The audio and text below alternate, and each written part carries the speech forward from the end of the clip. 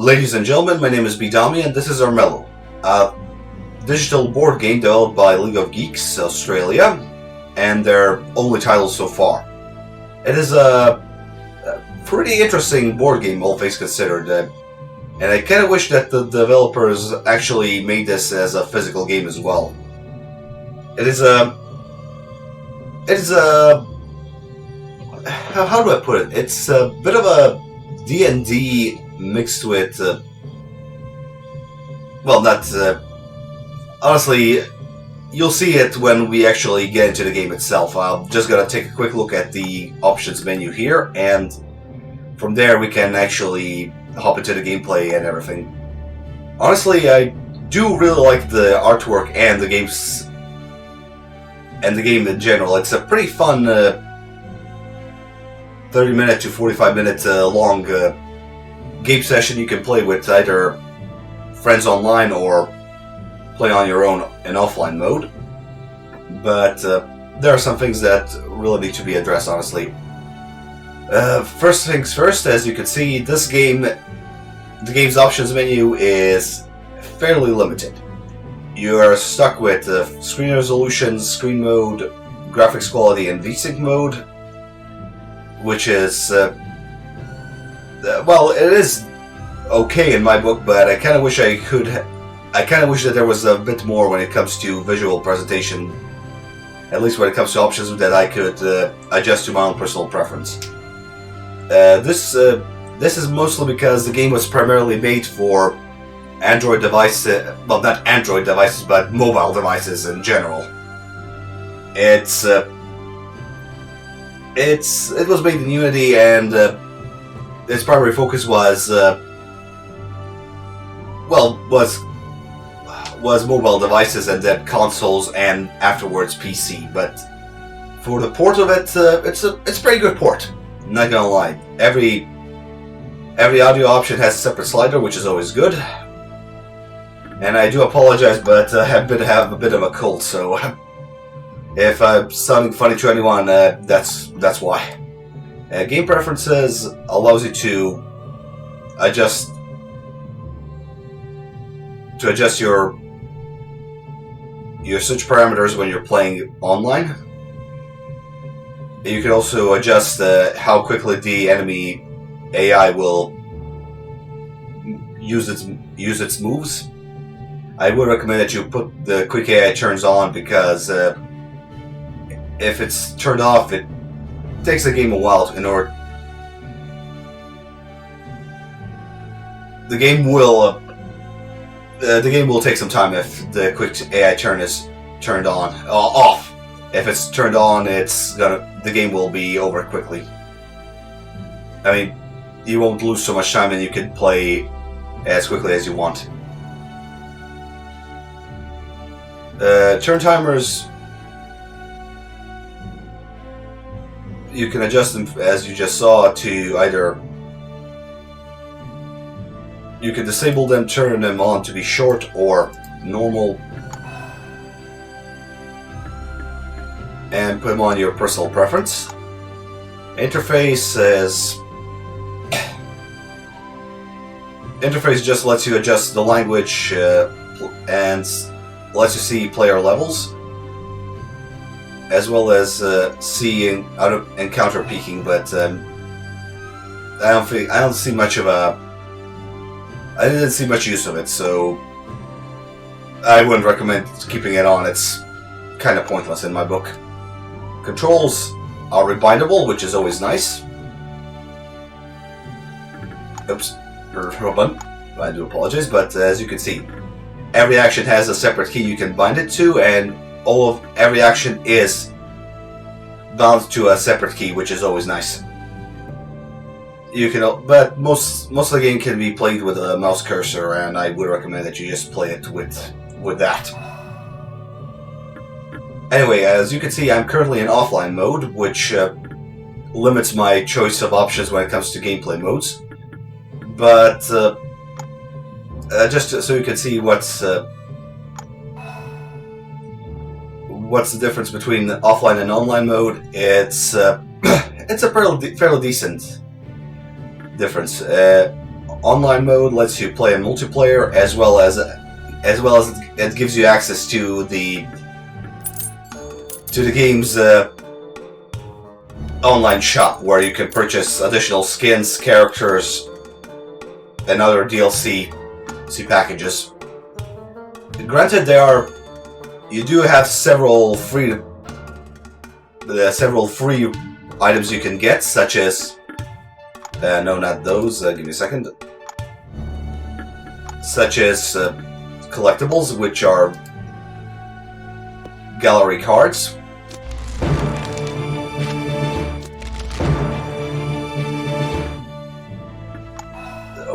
Or most of these things you actually unlock just by playing the game. Let's see. Inventory, achievements, yeah. In online mode, you can actually get achievements and level up your character, which will grant you additional rewards when you're playing. And as well as give you access to certain books and other lore items, such as books about your four main characters and the main antagonist of the series, which is the king, who has two separate books, one depicting his life before he became an evil tyrant, and the one that's depicting his turn into an evil tyrant. The other four books are basic backstories about... Well, they're not basic, they're pretty long stories.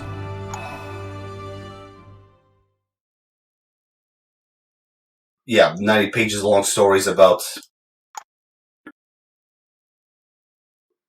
90 pages stories about the main characters of the game. These are free collectibles you can get offline and online, but once you get online, the shop will notify you that you have them already. So sometimes it's a really weird progression system, if I do say so myself. I'll show you what I mean right now. Well, let's get into the game itself. As you can see, we are the base game lets you choose between eight playable characters. The first four are the default heroes you can play with in the tutorials, as well as canonically speaking, the four heroes that did defeat the king in the game itself. The other characters are just well, they're more of a support characters in the lore itself. They will appear in the game itself and fight you if necessary, but they are, canonically speaking, they were just helping the four main characters in order to get to the end goal. So for this one, I'm gonna go with my default the default character Thane, the Winter Wolf. I did play this game quite a lot in offline mode, but the problem with the game is that if you're offline, the game will not let you level up the characters. And with my network connectivity, it happens that I lose connection quite frequently. I honestly don't think this is League of Geeks' problem. It's more of my network provider's problem.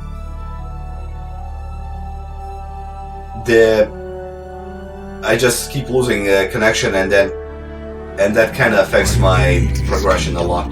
I'll break it. So as you can see, this is the game board, where the main objective is to either get to the castle and slay the king by one of four means. One is to just battle him and defeat him in a fight. The second one is to just wait for him to die off due to due to his illness and gather prestige prestige in the land, which will grant you the right of succession. The third one is to gather 4 crystals, which will automatically let you destroy the darkness and anyone corrupted by it. And the fourth one is I kind of forgot. Excuse me. Anyway, before we continue, I'm just gonna explain how the game works a bit more. As you can see, we control our character on the board, and after each turn, we're given either a couple of cards we can hold in our hand, as well as pick a quest that we have to finish as soon as possible. There is no actual timer, but the quicker you finish the quest, the quicker you get the rewards you need. As you can see, we have 4 separate statistics that we have to keep an eye on. One is fight, which affects our combat; body, which is our health; wits, which is our general intelligence and ability to hold cards. The bigger the wits, the bigger the number of cards; and finally the spirit. And the spirit basically represents your mana as well as your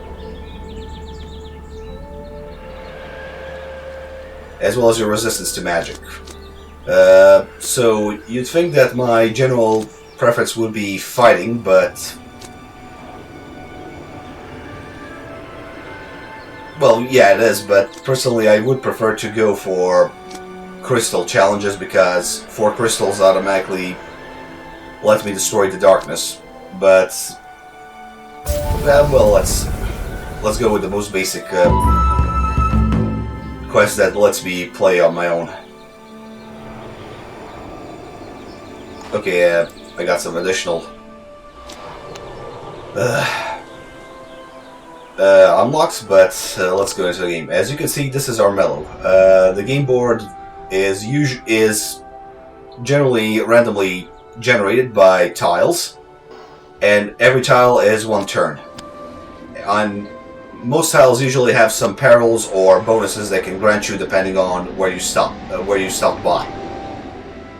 As you can see, this is a corrupted place corrupted by the rot or darkness, which will affect your character in a... Yeah, that's the 4th way you can actually win the game. The highest rot will... If your rot is the highest, you can also take over after the king dies. But anyway, excuse me, I gotta sneeze. Anyway, depending on where you stand, and depending on where you stand, on the special tiles, they will either grant you bonuses or give you some debuffs. For example, this Stone Haven or Stone Circle will heal you up for a bit. Will give you 1 extra health if you're injured. The mountains will give you protection, but take 2 action points in order to get through them. So my priority here is to get to this city. Once I'm in the city, I can claim it as my own and get money and this will grant me additional currency. So my idea here is to actually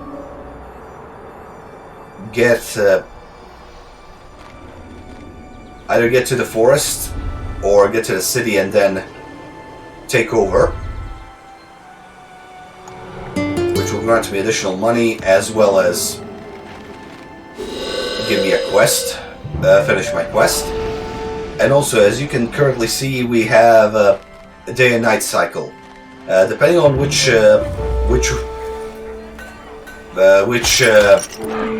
clan depending on the clan you're a part of, the game will give you additional bonuses depending on the daytime, depending on the time of day. As you can see, the bears are the members of the Day Clan, so they will have additional bonuses when it's daytime, and rats and wolves are nighttime. Are the creatures of the night, so they have extra. They get extra buffs for protection or stealth. So first things first, I'm just gonna equip this card to my inventory, which will grant me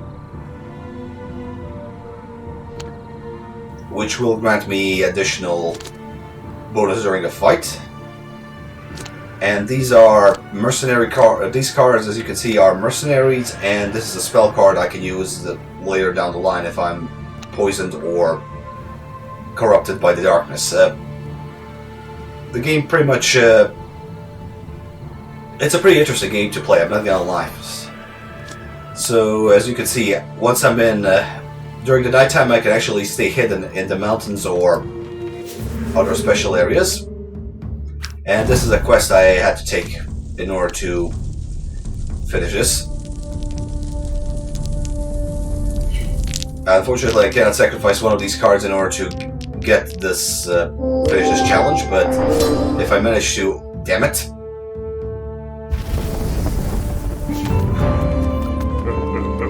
As you can see, this was the area was there was a trap waiting for me, and I had to walk into it.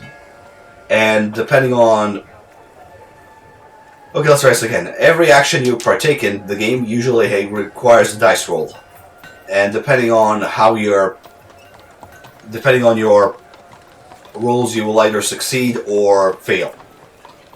Combat encounters usually require the swords or shield dices and their quantity in order to resolve a fight in your favor. More shields means you're better protected and the enemy cannot take your health down, but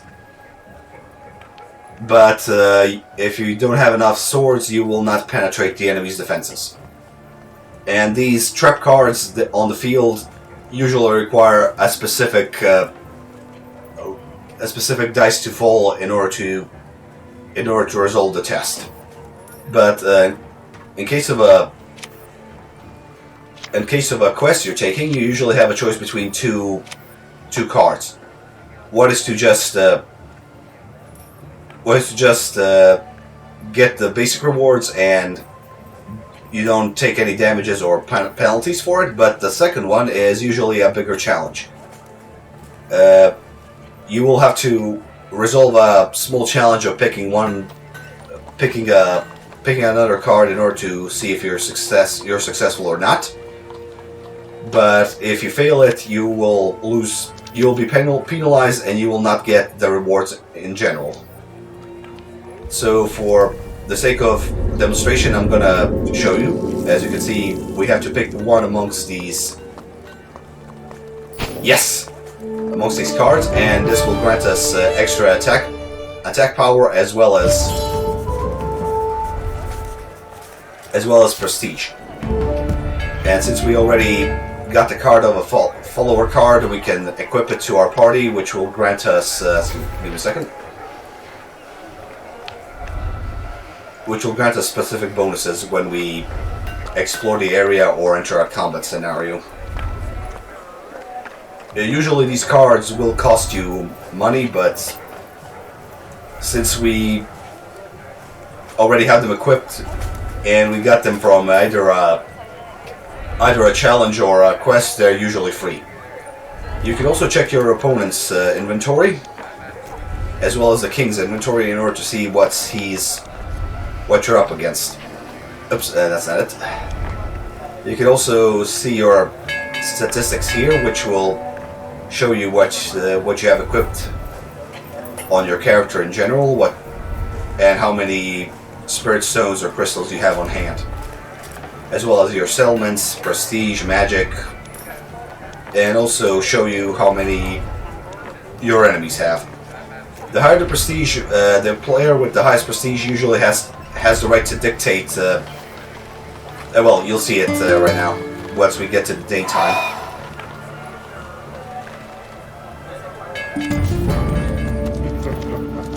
So while the characters are making their choices, I'll just I'll just choose a quest and try to get some more prestige.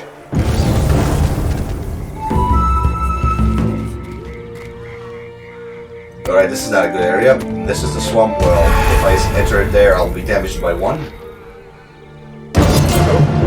Alright, these two are... Oh! With the fight, which is a problem. But it's a good way to actually demonstrate what how the game actually works.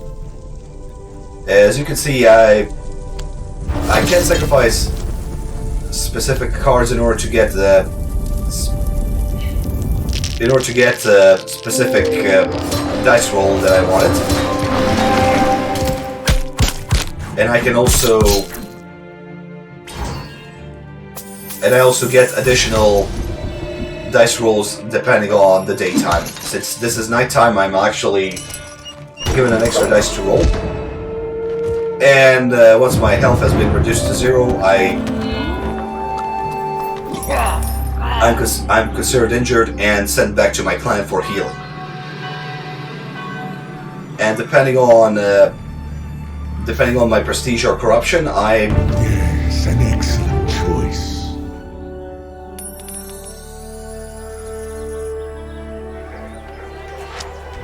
And depending on my prestige, I'm allowed to actually choose a penalty for other players.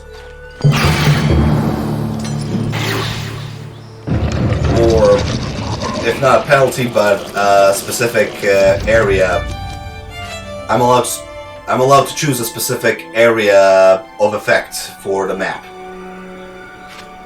So as you can see, we didn't have much prestige, and we just got killed by an enemy. But thankfully, our inventory and our stat bonuses remain intact. So it's sometimes good to just get yourself killed, because one, you might lose some prestige, but at the very least, you get closer to a specific area you wanna visit sometimes, and you can actually regain your health faster that way. So anyway, if you don't have a maximum number of cards in your hand, you will be presented with 3 decks to choose from: items, spells, and trickery. So this is a spell card. Spell cards are generally green, and they cost mana to play. Trickery cards will usually give you a mercenary or a follower that can give you that can help you lay a trap in a specific area, or just punish another player for having too much money or prestige, for example. And the item card usually gives you additional inventory items. Let's see, this recruiting.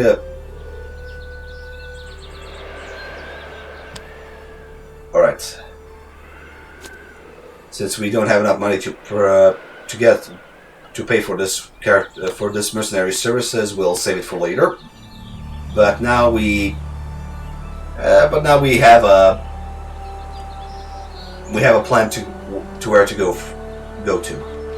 So I would like to visit this dungeon, but since there is a monster here, I am going to avoid it and try to put the King's Guard to fight it first, to weaken it at the very least. Just a suggestion: if you're trying to go for a prestige win or trying to gain prestige, avoid fighting the guards. Defeating them or fighting them in general will just lower your prestige fairly quickly, and they are the enemy NPCs here, but you're trying to get into the King's good graces, or at least in my way of playing. Usually try to avoid them if you can. Anyway, as you can see, the bear and the rat killed each other, so the bear has restarted her movement. Brun has just went to another area, Bring me darkness. so we can avoid him in entirety. We can avoid them for now. And thankfully the guard and the monster are killing each other, so we can avoid them. But in general, it's a good idea to visit these dungeons in order to get additional gold, prestige, or items, depending on the dice roll. Okay, moon juice. I'm gonna equip this to get extra magic, which is always good. This place might heal me, but it's also it's a trapped area, so I'm gonna avoid it for now. So the idea here is to just move around and try to gather settlements to get money for now. And hopefully, if we're fast enough, I can gather these crystals and attack the king for that. So tell you what, I'm gonna pause it here. Well, that's about it for the game, actually. I did end my turn. But yeah, as you just saw, the game is, for all intents and purposes, a fairly fun board game you can play with friends online or play on your own in offline mode. And if you're playing this online, you will be given progression. You will progress your character's level and gain additional character-specific cards, and as well as items you can equip on the character himself or herself. And let's see, that's about it. You can also one thing I kind of don't like about the game is there is no hot seat. Hot seat mode where you can play with friends on one computer, but you can at the very least play different multiplayer modes, such as Classic, which is an online match against other people. This is a mini tournament that usually happens at a specific date and time, and this is a custom game mode which is randomly created by the developers or other players, and it usually lasts for a set amount of time. And as you can see, we also have clan grounds where you can choose your character and learn a bit more about the character or his build, or create his build. As you can see, you can choose an amulet for him, which will grant him either extra attack, prestige, or additional bonuses depending on the game mode, as well as the character skins.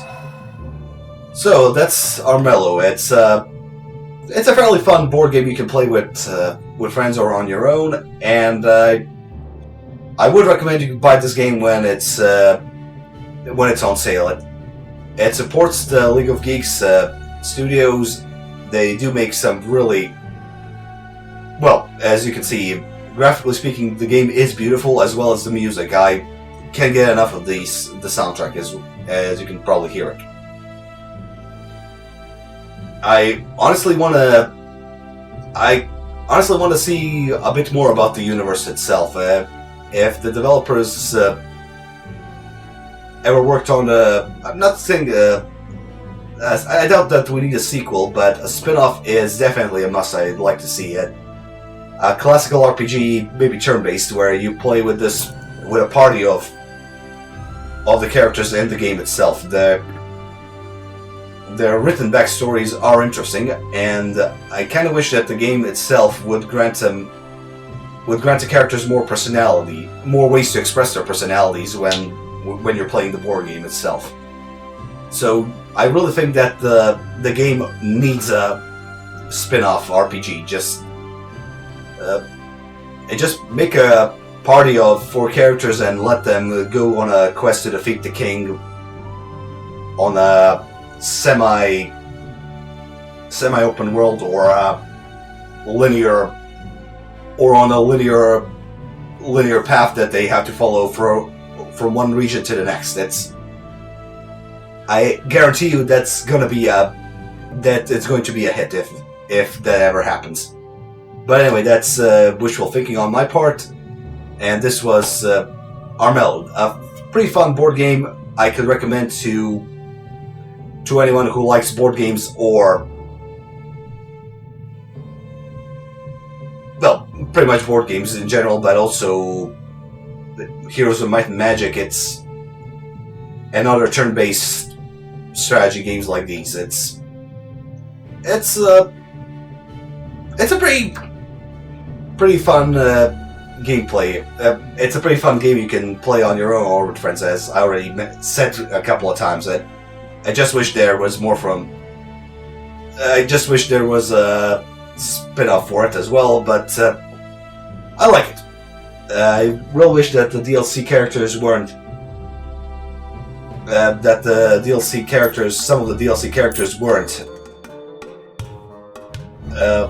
pay to play, but added freely, such as the Dragon Clan.